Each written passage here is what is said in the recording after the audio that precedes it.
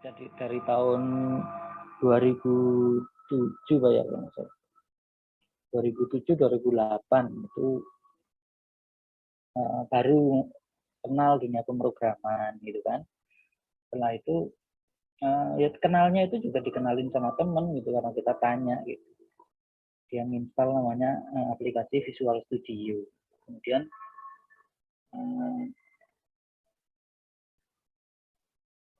tahu-tahu apa namanya, kok dia bikin aplikasi kecil, dia bikin message book gitu ya, message book berbahasa Indonesia gitu. Dulu itu bingung banget kalau ada message book berbahasa Indonesia itu bikinnya gimana gitu.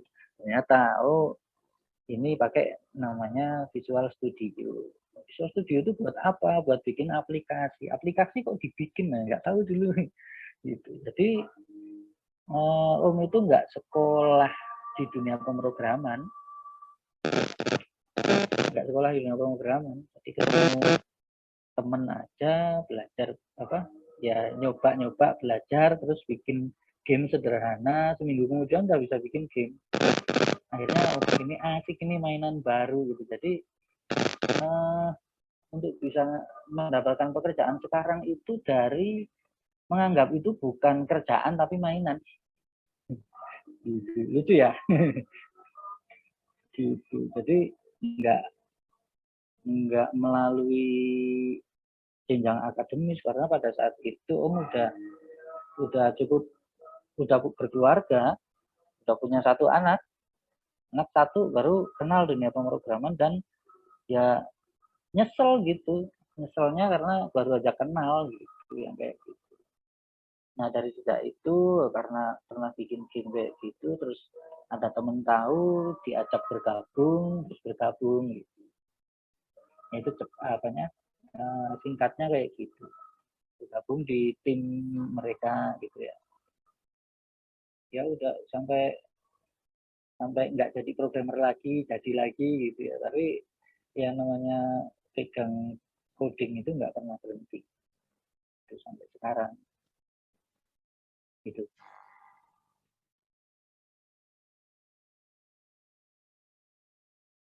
Ya usaha bisa menyelesaikan masalah orang gitu. Orang butuh kita datang, orang butuh kita datang gitu. Yang tahu aja, yang nggak tahu juga enggak itu. Jadi yang biasanya kita datangin teman gitu ya. Teman tahu kita bisa bikin aplikasi di biasanya sih mereka ada masalah dulu gitu. Ada permasalahan kita coba solusikan dengan cara yang kita bisa gitu. Nah dari situ ya perjalanannya ya jalan begitu aja sih, mengalir aja gitu.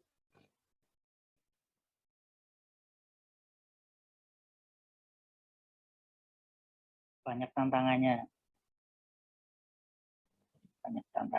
Jadi ya setiap ada permasalahan kemudian kita bisa mensolusikan dengan cara digital itu kepuasannya luar biasa. Ketika orang menggunakan aplikasi yang kita buat dan mereka nyaman, kita juga ikut puas gitu. Itu sih.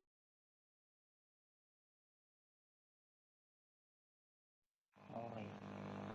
Perjuangan yang paling berkesan dulu awalnya ketika saya justru bekerja sebagai seorang operator. Jadi seorang operator, jadi bukan seorang programmer di sana. Jadi menjadi seorang operator di situ mengerjakan membackup data-data apa namanya, data-data dari kertas ke sistem gitu ya. Dan itu ditarget teman-teman Om dapat bonus, sementara Om nggak bisa kerja secepat mereka. Akhirnya Om pakai cara yang Om bisa, yaitu membuat aplikasi kecil gitu ya, semacam untuk menghilangkan beberapa langkah pekerjaan. Akhirnya Om ikut bonus. Habis itu aplikasi Om malah didedikasikan buat ke teman-teman gitu. Terus teman-teman ikut make. Habis itu Om nggak dapat bonus lagi, teman-teman yang dapat bonus karena mereka jauh lebih cepat lagi. Yang terakhir Om bikin lagi aplikasi robot. Akhirnya benar-benar aplikasi itu hampir 90% dikelola oleh robot gitu. Karena Om menginput beberapa variabel aja, kemudian robot yang memasukkan ke sistem.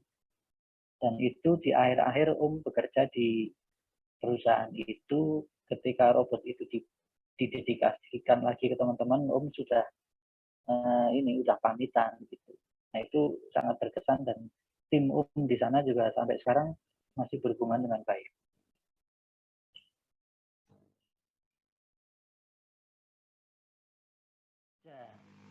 Nah ini paling unik di dunia programming, pola kerja.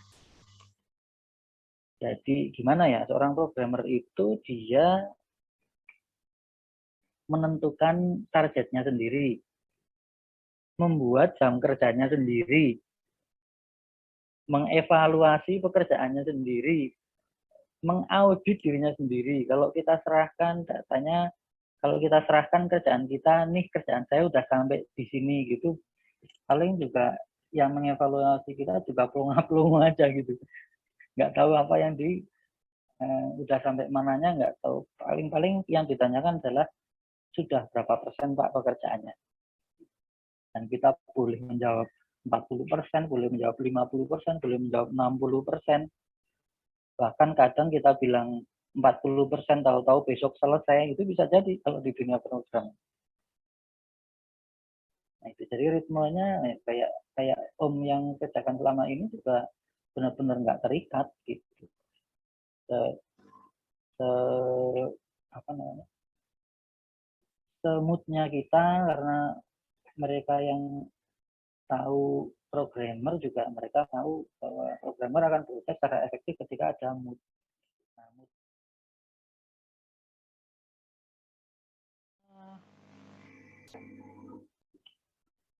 Tiga eng, ngopi, ngobrol, ngoding. Ini tiga hal yang penting sekali di dunia programmer. Ngopi pentingnya apa? Untuk meningkatkan, untuk menjaga mood kita. Intinya ngopi itu nggak harus kopi sebenarnya gitu kan. Ngobrol itu penting. Kalau kita nggak ada obrolan apa-apa, itu kita nggak bisa buat apa-apa. Karena kita nggak tahu apa yang harus kita buat. Nah, ngobrol ini membuat kita tahu bahwa ini loh masalah-masalah yang terjadi di perusahaan ini loh masalah-masalah yang terjadi di masyarakat, ini loh yang masalah-masalah yang terjadi di lapangan. Kemudian bagaimana kita bisa mensolusikannya ke dalam sistem informasi kita. Gitu. Lalu kita programming. Nah, nanti setelah itu kita ngoding. Ngoding pun kita tetap masih ngopi dan ngobrol karena ada detail-detail yang pasti harus kita bicarakan lagi pada saat kita bekerja. Jadi banyak ngobrolnya.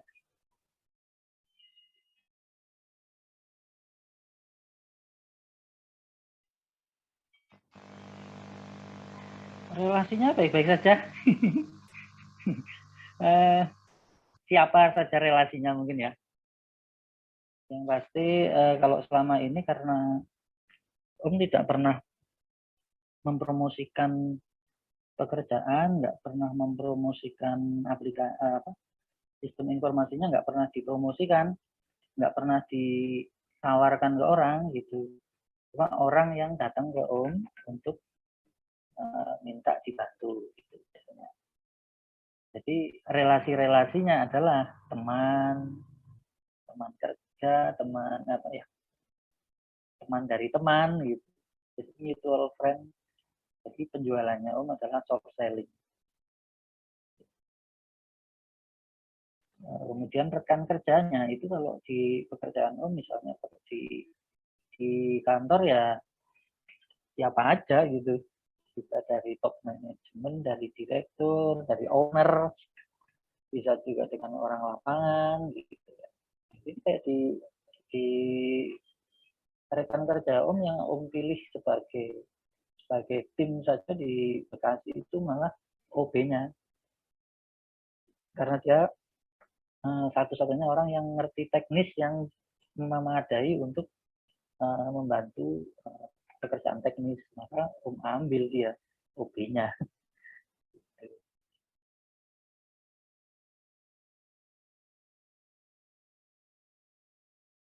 kayaknya semuanya ya. uh,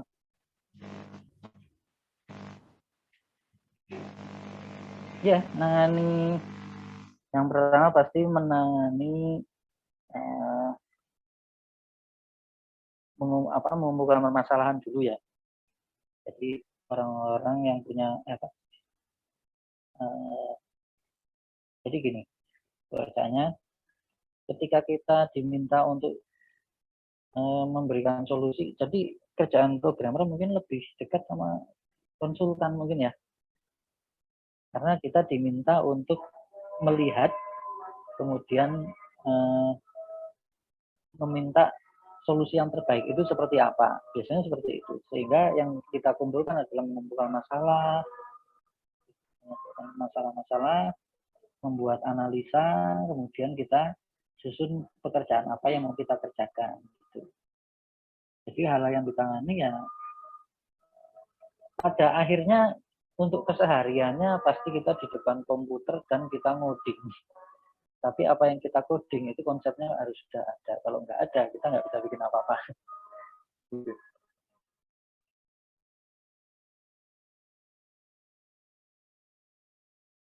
Satu, siapkan kopi.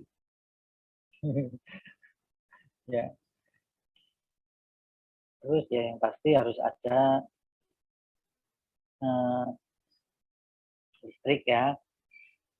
Terus peralatan komputer ya. Terus ada development tools.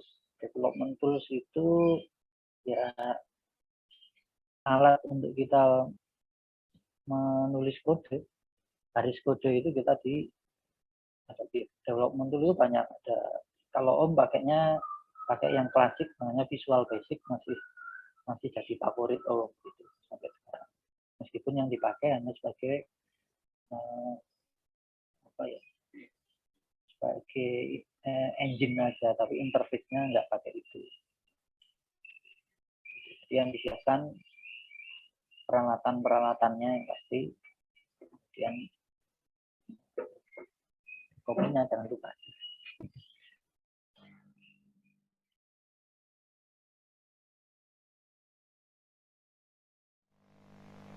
Keterampilan yang pasti keterampilan membuat algoritma ya.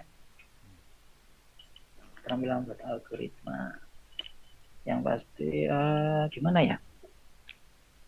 Kemampuan dalam memahami bahasa pemrograman itu yang pasti ya. Dan kalau logika itu nomor sekian loh. Kalau pengalaman dengan teman-teman, ternyata logika nomor sekian karena yang pertama adalah linguistik. Jadi linguistik lebih tinggi dari logikanya, itu biasanya dia programmer karena programming itu kan bahasa ya, bahasa pemrograman, jadi ilmu bahasa. Biasanya yang ilmu bahasanya bagus itu dia mudah untuk memahami bahasa pemrograman. Jadi kemampuan yang utama yaitu kemampuan berbahasa.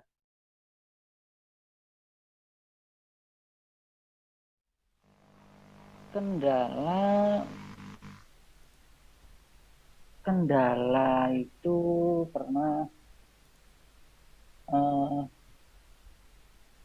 beragam ya. Ada kendala di mana perusahaan memang dia butuh tapi karyawannya nggak butuh, itu ada aja gitu. Contoh aja, ini direkam ya. Kamu pernah bikin aplikasi absensi untuk Pemda gitu juga.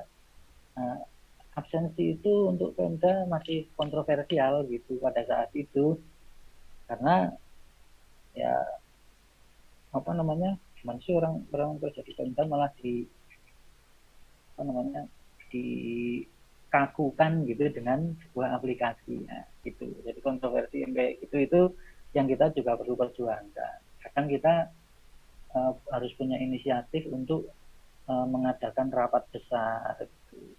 Ini gimana untuk bisa menyelesaikannya, untuk apakah ini bisa jalan apa enggaknya, itu kadang kita harus punya inisiatif. Ya, beberapa juga sering terjadi gitu. Ada yang ketika aplikasi error sekali aja akhirnya dia nggak pakai lagi gitu.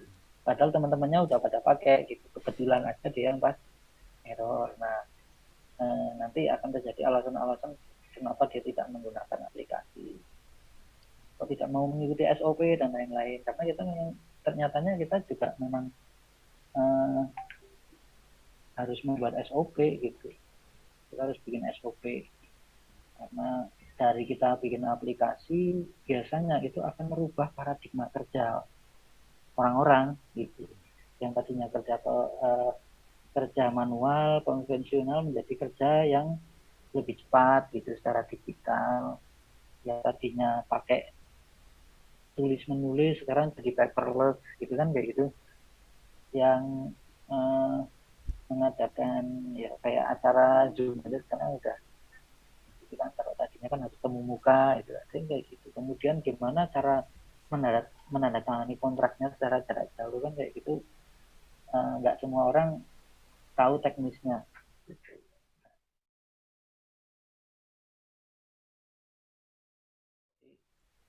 Kalau mau jadi programmer mulailah dari sekarang, soalnya gini, Om itu mulai dari udah punya anak, jadi umurnya udah sekitar 20 hampir 30 tahun mungkin ya, baru ngerti dunia pemrograman, dan itu nyesel banget gitu, nyesel banget kalau mau jadi programmer sekarang gitu. Dan kenapa harus sekarang, karena gini, kalau kadang kita harus out of the box, tahu nggak? Contoh gini, kalau kita ngikutin cara akademis terus, itu bisa jadi kita juga ketika ketemu dunia nyata, di dunia kerja nanti akan sangat berbeda. Karena ada praktisi, ada akademisi. Tapi kita kalau biasanya kalau guru kita atau dosen kita itu dia seorang praktisi, itu biasanya dia memberikan hal yang sangat bagus gitu. Cuma biasanya justru siswa atau mahasiswa itu malah bingung apa maunya, apa maksudnya, karena uh, maunya sebenarnya biar dia itu siap langsung di dunia kerja. Nah itu bedanya gini. Jadi harus tahu bedanya antara uh, dunia akademis dan dunia kerja ya. Kalau di dunia akademis itu ada masalah nggak ada masalah, kita disuruh pusing, gitu ya. Ya. Tapi kalau di dunia kerja kita akan berpusing ria kalau ada masalah. Jadi kita itu dipandaikan oleh masalah gitu. Kalau di sekolah kan bikin masalah tuh, gak ada masalah apa-apa suruh bikin masalah gitu ya. Masalah. Gitu. Ya memang seperti itu karena kita untuk dilatih untuk bisa gitu. Tapi kalau paling bagus ya kita magang studi kasus itu paling bagus. Jadi kita studi kasus itu paling cepat.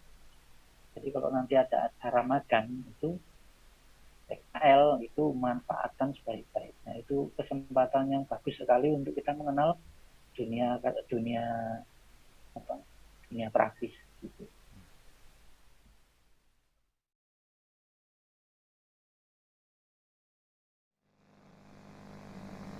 Harapannya gini, ini kan zaman milenial ya. Ya. Ini zaman milenial itu akan dikuasai oleh kaum milenial. Milenial karena memang benar-benar dunia itu akan berubah sangat drastis nanti. Contoh, eh, nanti orang akan mengenal yang namanya uang digital aja sekarang udah banyak ya. Gitu. Nanti duit kertas mungkin udah nggak ada gunanya gitu.